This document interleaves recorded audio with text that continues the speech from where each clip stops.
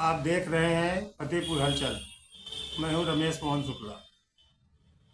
जनपद फतेहपुर है तो बहुत ऐतिहासिक भी और पौराणिक भी। 1947 में देश को आज़ादी मिलने के बाद ये जनपद विकास के लिए अभिशापित रहा।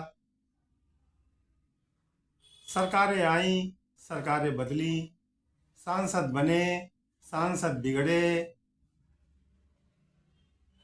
फतेहपुर जनपद ने देश को प्रधानमंत्री भी दिया,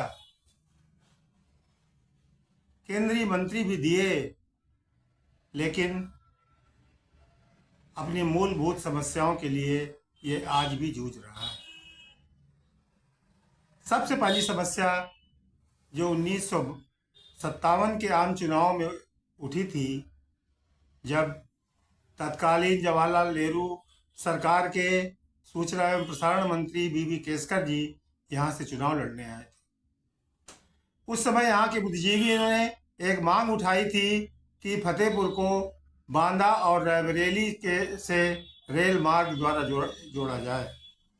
और उस समय के पावरफुल सूचना एवं प्रसारण मंत्री बीवी केसकर साहब ने यह वादा किया था, लेकिन दुर्भाग्य, धारा के विपरीत चलने वाला यह जिला उस कांग्रेस की लहर में भी और पंडित जवाहरलाल नेहरू के तीन बार की जनसभाओं के बाद भी उस समय के सूचना प्रसारण मंत्री बीवी केसकर को चुनाव हरा देता है। हार से दुखी या मैं कहूं बौखलाए जवाहरलाल नेहरू जी ने फतेहपुर की इस मूलभूत समस्या को दरकिनार कर दिया। समस्या ज्यों की त्यों पड़ी रही। 1977 का वो समय आया जब फिर से यहाँ के एक सांसद चुने गए, स्वर्गीय श्री बशीर अहमद जी, और उन्होंने लोकसभा में पुनः इस मांग को उठाया। तत्कालीन रेल मंत्री दंडवती जी के आश्वासन पर उस समय के उत्तर मध्य रेलवे ने यहाँ सर्वे भी कराया और रमुआ नामक रेलवे स्टेशन को जंक्शन का दर्जा देते हुए जनपद फतेहपुर को बांदा में अतर्रा से और रायबरेली में डलमऊ से जोड़ने का रेल मार्ग बिछाने का सर्वे कार्य भी कराया। दुर्भाग्य एक बार फिर फतेहपुर जनपद का कि बशीर अहमद साहब की मृत्यु 1 साल के अंतराल में ही हो जाती है और ये मांग फिर से पत्रावलियों के घने जंगल में खो जाती है।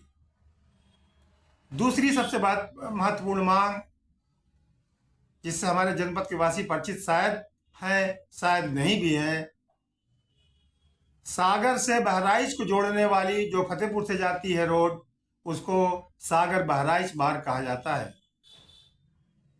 लेकिन उस समय डलमऊ में गंगा जी में पुल न बने होने के कारण ये फतेहपुर बहराइच से नहीं जुड़ सका और विकास उससे कोसों दूर चला गया। आज भी आज़ादी के 78 सालों के बाद भी फतेहपुर के हुसैनगंज क्षेत्र में 7 मील के आगे से जो हुसैनगंज होकर डलमऊ होते हुए रोड जाती है, वो आज भी चौड़ीकरण नहीं हो सकी, जबकि बार बार क्षेत्र के जनप्रतिनिधियों ने इसके चौड़ीकरण की बात कही।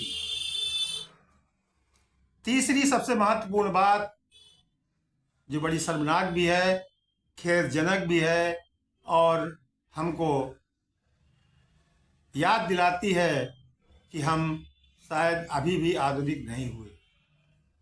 फतेहपुर सिविल लाइन की मांग हर चुनाव में एक मुद्दा बनती है।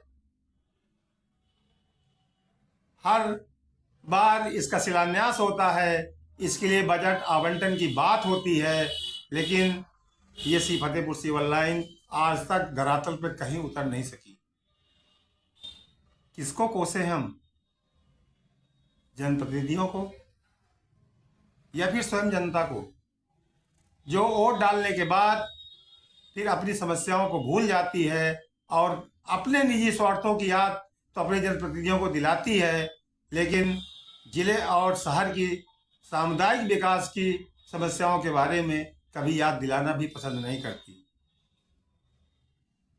साथियों, समय है, जगिए और पूछिए अपने नेताओं से, अपने जनप्रतिनिधियों से कि ये 3 महत्वपूर्ण समस्याएं इस जनपद की कब हल होंगी, कितना इंतजार करना पड़ेगा जनपद वासियों को और कितने जनप्रतिनिधि बदलने पड़ेंगे जनपद वासियों को। ये प्रश्न आप सबको उठाना है।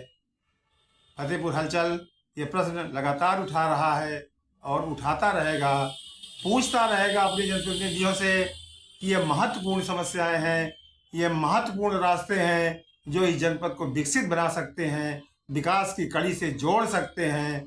तो आइए हम सब भी पूछें अपने जनप्रतिनिधियों से कि ये हमारी बांदा रायबरेली से रेल मार्ग से जोड़ने की समस्या, बहराइच से सागर को 4 लेन करने की समस्या और फतेहपुर शहर में सीवर लाइन बिछाने की समस्या कब हल होगी। जय हिंद। देखते रहिए फतेहपुर हलचल।